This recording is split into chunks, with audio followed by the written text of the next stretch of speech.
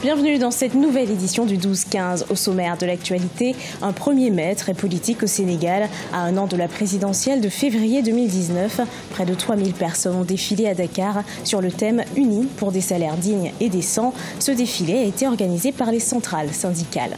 Au Togo, la fête du travail s'est également déroulée sous fond de revendications sociales. La coordinatrice de la coalition des 14 partis de l'opposition au Togo est avec nous sur ce plateau pour évoquer la situation sociopolitique de son pays. Et puis le Nigeria tente de promouvoir le tennis et offre aux sportifs des opportunités pour compétir. C'est dans ce cadre que se déroulent les championnats du futur de la Fédération internationale de tennis. Au Sénégal, le dialogue social se poursuit. Macky Sall, le président sénégalais, a reçu ce mardi 1er mai les leaders des syndicats de travailleurs pour la traditionnelle cérémonie de remise des cahiers de doléances.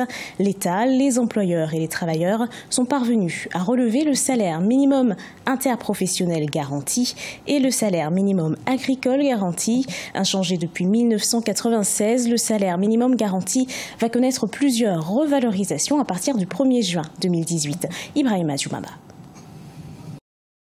Au Sénégal, les acteurs sociaux et le chef de l'État se sont retrouvés pour la traditionnelle cérémonie de remise des cahiers des doléances le 1er mai 2018 au palais présidentiel. Occasion saisie par le président Macky Sall pour saluer l'apaisement du climat social ces derniers jours, non sans faire des annonces sur la rémunération des travailleurs.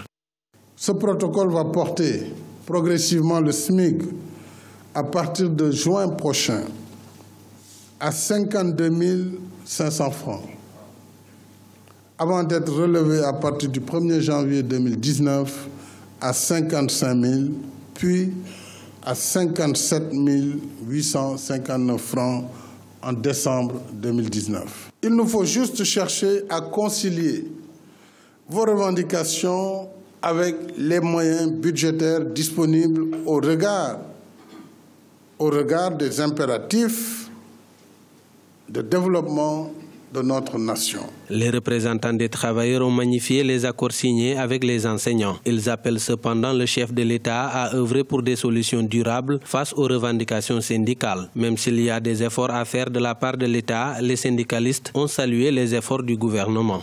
Pour ce qui concerne l'éducation, nous saluons, Monsieur le Président, l'acte que vous venez de poser pour apaiser pour mettre fin à la crise. Pour autant, nous pensons qu'il y a lieu de travailler à faire de notre espace scolaire un espace de paix propice à l'étude et au savoir. Je crois que nous devons tous nous impliquer pour qu'après l'acte que vous venez de poser, qu'on puisse travailler à pacifier définitivement et à régler définitivement les questions de l'école. Nul ne doute, Monsieur le Président de la République, que le gouvernement a fait des efforts qu'il convient de saluer à leur juste mesure. Des avancées notables sont enregistrés avec notamment la revalorisation du SMIC-SMAC, le relèvement de l'indemnité de logement des enseignants, l'augmentation des salaires des contractuels, l'amélioration de la pension de retraite pour les enseignants du supérieur. Le président Macky Sall a rappelé que le SMIC a été fixé à 36 243 francs CFA depuis 1996, soit 22 ans qu'il n'a pas bougé. De concert avec tous les acteurs, l'État du Sénégal portera également le salaire minimum agricole garanti à un taux horaire de 23,392 francs CFA, alors qu'il était à 182,95 francs CFA depuis 1996. Au Togo, le 1er mai s'est déroulé sur fond de tensions et de revendications. Vêtue de noir, la synergie des travailleurs du Togo est descendue dans les rues de Lomé pour protester contre le silence du gouvernement face à leurs revendications sociales. La synergie lance un nouveau mot d'ordre de grève de 48 heures qui prend effet à partir de ce jeudi 3 mai. Aimé Fakoufi. De noir vêtus, les responsables de la synergie des travailleurs du Togo ont manifesté ce mardi à Lomé, la capitale togolaise. Une marche silencieuse sous fond de protestation contre le refus du gouvernement à satisfaire à leurs revendications. La STT a donc décidé de saisir la commémoration du 1er mai pour une nouvelle fois faire pression sur le gouvernement. Notre plateforme n'a pas encore été considérée par le gouvernement. On ne nous a pas appelés depuis le mois de février que nous sommes en grève jusqu'à ce jour. Donc nous n'avons commencé aucune discussion.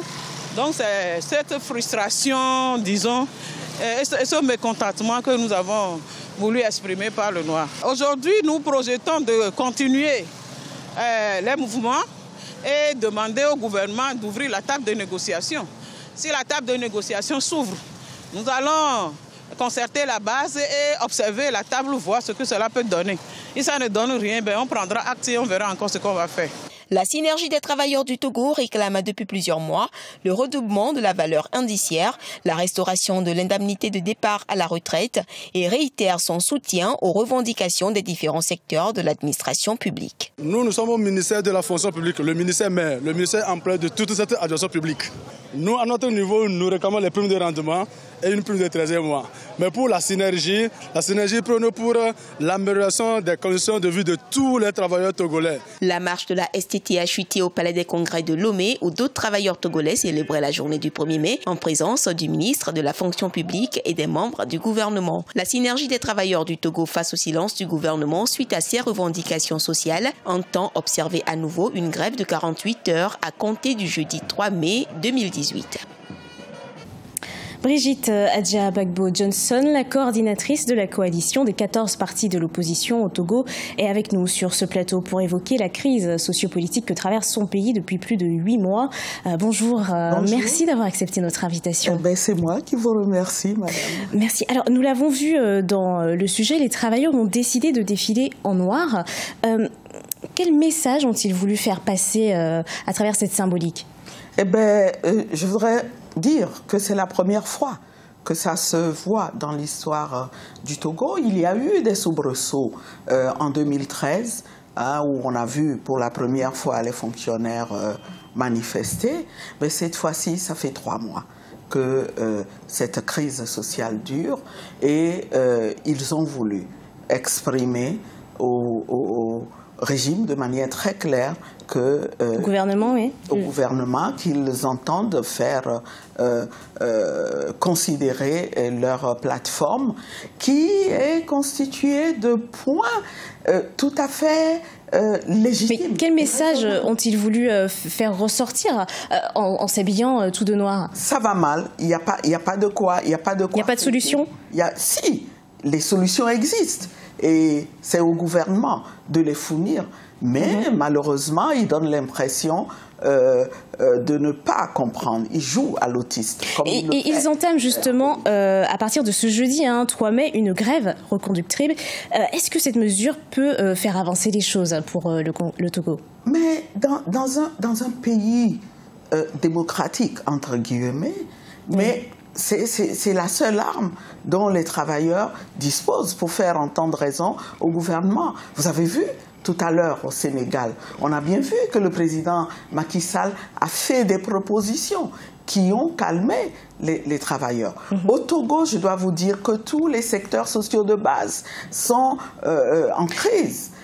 Au niveau des propositions justement du gouvernement, alors le ministre de la fonction publique, Gilbert Bawara, a annoncé que le gouvernement va ouvrir un cadre de dialogue et de négociation avec les centrales syndicales pour trouver des solutions durables. Est-ce que vous y croyez? Ce n'est pas du concret. C'est trop tard pour faire des propositions aussi vagues.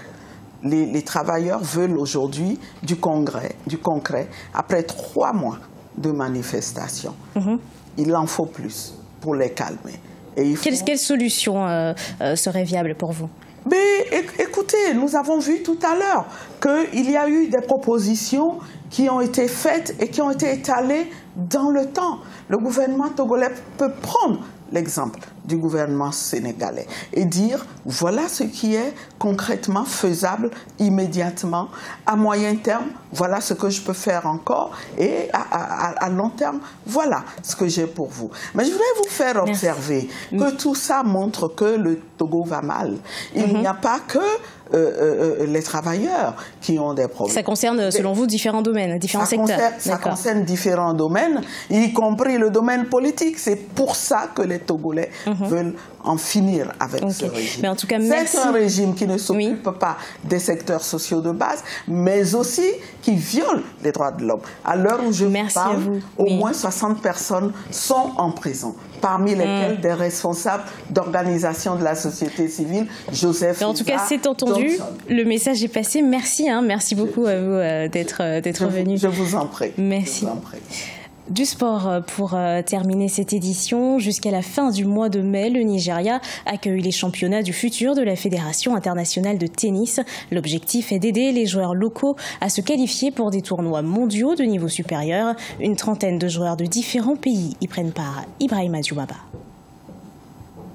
Abuja, la capitale du Nigeria, accueille cette année le tournoi du futur organisé par la Fédération internationale de tennis. La compétition a attiré une trentaine de joueurs venus de 25 pays. Objectif, donner aux joueurs locaux l'opportunité de gagner des points de l'association de tennis professionnelle afin qu'ils puissent se qualifier pour des niveaux de compétition plus élevés. Ce tournoi s'est joué autour de 3 épreuves distinctes, à savoir l'Open Tombing Abuja, le championnat de tennis d'Ayak et l'Open GSL. C'est aussi une source d'emploi pour beaucoup de gens, les vendeurs de nourriture, les vendeurs de boissons, les hôtels et tout le reste. Parce que nous avons beaucoup d'étrangers qui viennent pour dépenser de l'argent pour des produits de base comme la nourriture et les boissons. L'idée est de créer de l'emploi, de sensibiliser le public au tennis, d'exposer les joueurs nigérians et de leur offrir des occasions d'améliorer leur jeu. Emmanuel Adou, âgé de 20 ans, a commencé à jouer au tennis à l'âge de 6 ans. Il est entraîné par son père qui joue au tennis également. Il aspire à devenir un grand joueur de tennis du circuit ATP. C'est pourquoi il appelle les autorités à investir dans la formation professionnelle des joueurs locaux et dans les installations sportives. Alors que le tennis reste sous-financé au Nigeria, l'État tente de promouvoir les talents afin de rendre ce sport plus populaire. On ne peut pas se comparer à ceux qui s'entraînent tous les jours. Ils ont tout et vous qui êtes ici, vous n'avez rien. Parfois, vous n'avez pas de balle pour jouer, vous n'avez pas de fil de raquette. Donc ce sont les défis auxquels nous faisons face. Mais si nous avions toutes ces choses-là, nous pourrions rivaliser avec eux. Le problème, c'est que nous n'avons pas de sponsors ici au Nigeria, comparé à nos adversaires du jour. À part ce tournoi, ils ont plus de 10 autres tournois à disputer. Ils voyagent partout dans le monde avant de venir ici. Chacun des 3 tournois offre un prix de $25 000 aux vainqueurs. Les lauréats seront également classés parmi les 500 meilleurs joueurs de tennis au monde. Ce tournoi est mis à contribution pour permettre aux recruteurs professionnels de dénicher les talents nigérians. Le Nigeria prévoit d'organiser 10 tournois similaires dans les prochains mois, notamment pour rehausser l'image du tennis à travers le pays. Ce journal a été préparé par l'ensemble de la rédaction. Merci de l'avoir suivi. Retrouvez dans un instant une nouvelle édition de l'actualité sur Africa 24.